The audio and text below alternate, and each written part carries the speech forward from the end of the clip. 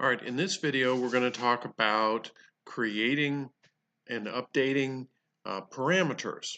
So if you're choosing parameters, so if you're a base level or a trial level, you can't change any of these values. Let's start with the actual parameters. So the values that are listed here under state value are the ones that you get. Um, from time to time, we will change these and keep them up to date as prices change. Um, right at this moment, we have only a couple of states that have variations. The rest of the states are all the same. But as we learn more about each of the individual states, then we'll update the state values. So, for example, if you're in California, uh, stuff's probably more expensive um, as far as materials are concerned. Not a huge amount difference from a costing standpoint. Mostly it's your land. Um, but anyway, but for the middle and advanced level, then you have the ability to set your own values. So as you come in and discover and use the system for a little while, you'll discover that the numbers that are there are not as specific to your particular style. So some people focus on high-end houses, and some people focus on the trash flow properties. And so you have a different set of needs for the various different values. And as your particular needs change, then you can make the changes here. Um, so in a trash flow property, you probably don't have too many houses that you're going to spend $10,000 on. Uh, but you might have some houses that are spend less than $3,500 on. Because if you have a kitchen that has 4 feet of counter, there's not a lot of room to put in more counter, so it's going to be less expensive. You can make those changes. And the point is that with the more advanced levels, you can actually set those values. So if I happen to have a situation where I know that my definition of a low-end system, a low-end kitchen, is 1,500, and I'm not going to spend any more than that, then I can set that value. Maybe my median kitchen is, oh, let's see, what would be a good number for that? 3,000. And then we've got a little security features going on. And then at the high-end house, I'm not going to spend more than $5,000 on any property. All right. Well, the thing that's nice about the system is that you can change these. You can change the order of them. Notice the up and down arrows over here to the right. And there are 4 primary categories. We're going to make some alterations so the final version won't look quite the same. Right now, Others has some of the parameters that I've been testing with, and you can kind of see. So if you come across, keeping in mind the philosophy, this is before so this would be an area that would apply to all houses in your that you're processing. So you've got house specific things, and then these are the ones that are going to, when you bring up a house, these are the ones that are going to be listed. So let's go ahead and create a parameter, and we'll make this one. Well, if you're in Florida, you got a lot of carports. All right, so we're going to create a carport. Okay, so we know that we're going to put it in the category called Others. We have a mid-level category that for some future expansion. And then we can choose the type of equations that we're going to use. So for example, if the carport is not going to be based on the square footage of the house or the roof square footage, it's going to be at what's called an each count. Each is a checkbox, so that the kitchen, where it's yes or no, is what we're going to use here, because yes, we're going to do a carport, and we're not going to do it. We're just going to say each here so that it shows up for us as we're generating it. we're going to say that this is 2,500. Since I don't live in Florida, I don't really know what the value is.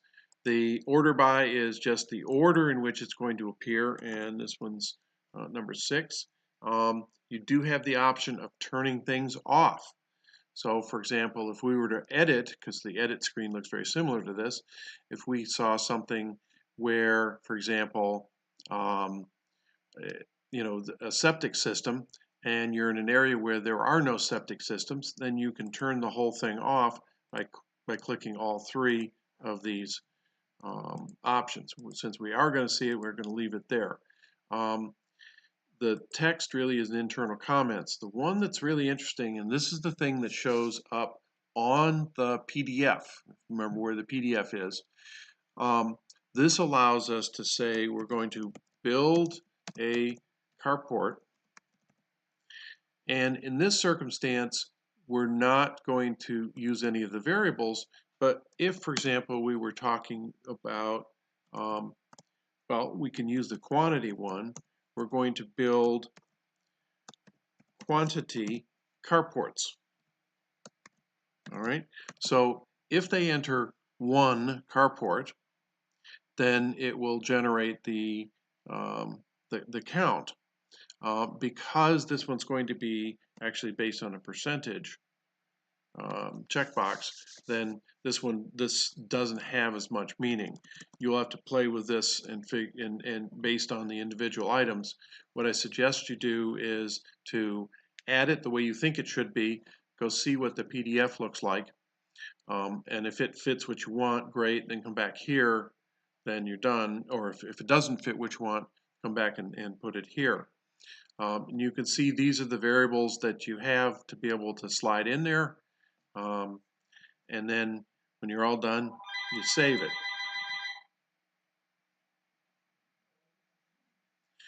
All right, and if you just need to change the value for one of these items, you can change it here on the edit screen, or you can change it up here at the top. All right, so we'll go see, and I just added carport. I've actually added this one before, but you get the idea. So I said it was 2,500, so there's the 2,500 that I just put in. And so now when we add a property, then in this case we'll actually see 3 parameters under others. We're going to rearrange where some of the parameters are, so your version will look a little differently. And then let me go back to the fixed params. And these are items that go into the equations on the offers. And the miscellaneous items here is the percentage that is used for, okay, so you've picked 5 items in your 5 light items, paint, carpet, and a roof. All right, so that's 3. All right, then the kind of the fudge factor, the just to cover it all, is this miscellaneous percent, and you can see that I've changed it to 15%. We will in fact be changing all the state values to 15% because that's a good starting value. But as you start to do your thing, you will discover that what value what percentage you want to have in there. Let me go down to the bottom because these are the ones that are significant.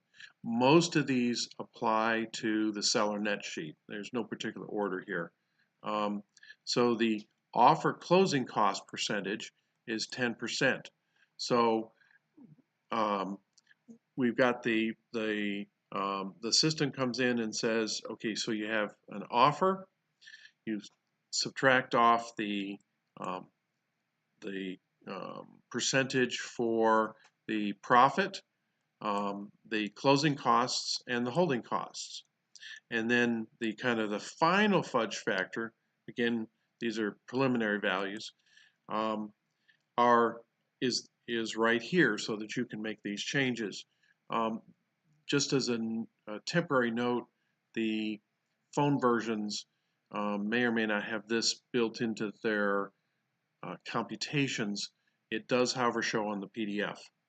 All right, and then if you, I don't expect this to be changed very often, but if you wanted to do a different seller finance down percentage, say you wanted to do 30% down, then you can change this number. Now remember, all of these parameters are designed with the idea that you do them once, you do them ahead of time. Obviously you can change it, and then all future houses that you create using these parameters will then have these values. And so you can see that there's a lot of flexibility here to be able to tailor the system to the way you want. It's possible to create many line items so that you can actually tailor the system even away from kind of the fix and flip model, which is the primary one that we're using.